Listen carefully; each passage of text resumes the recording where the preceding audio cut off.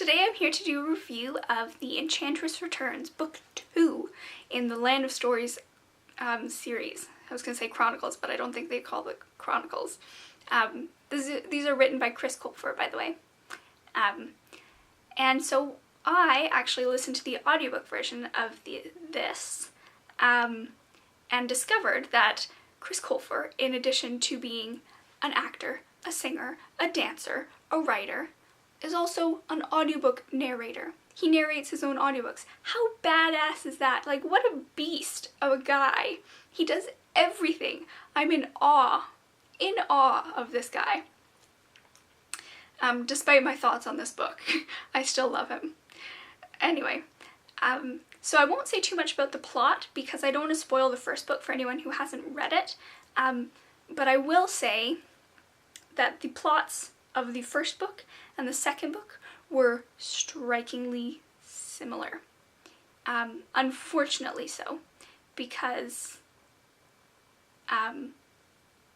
so basically in the first book it involves a fairyland adventure treasure hunt to defeat an evil queen. The second book involves a fairyland adventure treasure hunt to defeat an evil enchantress. Come on there. Come on, Chris. You can get a little bit more original than that. Literally the two plots were the same. They were literally the exact same thing, but in duplicate. So I was not impressed with that. I mean, whatever, he found something that worked and he just went at it. You know, okay, whatever. Shame on him for not being more creative. It's too bad. It had a lot of potential. But that's not even the thing I disliked the most about this book. So throughout the book, he portrayed villains in a really interesting way, and I was really liking it. So he's portraying them in sort of a way where you see their inner motives and why they are the way they are, and he was basically throughout the entire book asking the question, is evil a product of your nature or of your nurture, your environment? And he was gathering all this evidence and painting the picture that evil is just a product of your environment. Anyone has the ability to be evil, and it's not an innate thing, which I think is really interesting because it creates dynamic characters. They're really relatable. You can sort of deconstruct the villains, and they're so much more than one-dimensional villains when you get like that. So he did that with, he sort of deconstructed the evil stepmother from Cinderella and got to the roots of why she was evil, and he did the same thing with the villain from the previous book, Evely, I think they called her. And they did the same thing with Rumpelstiltskin. So you got all these villains that, oh, maybe they're not actually so evil when you get down to the core of it.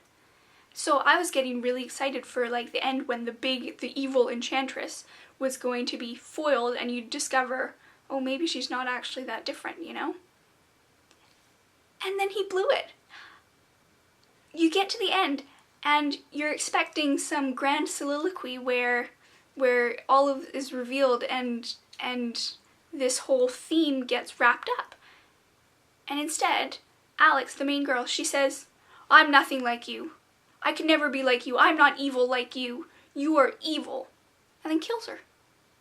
Sorry for spoilers, but I was in shock. I was like, you just spent the entire book creating this theme, this undercurrent of evil is not an innate thing, and then you go and spoil it by totally messing up the ending.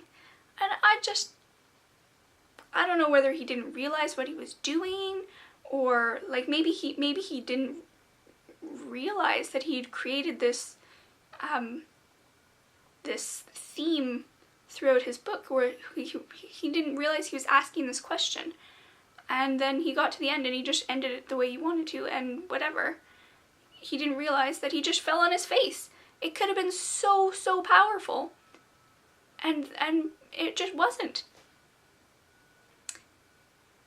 So yeah, I was really disappointed in that.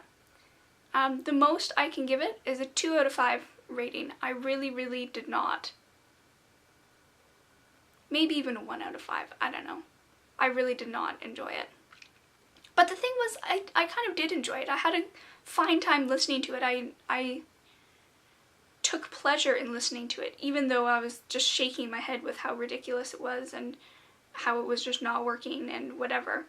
So, I'm not sure. I'm in between a 1 and a 2 stars for this one. But yeah, so let me know what you guys think, and whether you've ever had this experience of being completely disappointed by the ending of a book. So yeah, that's all for now. Bye.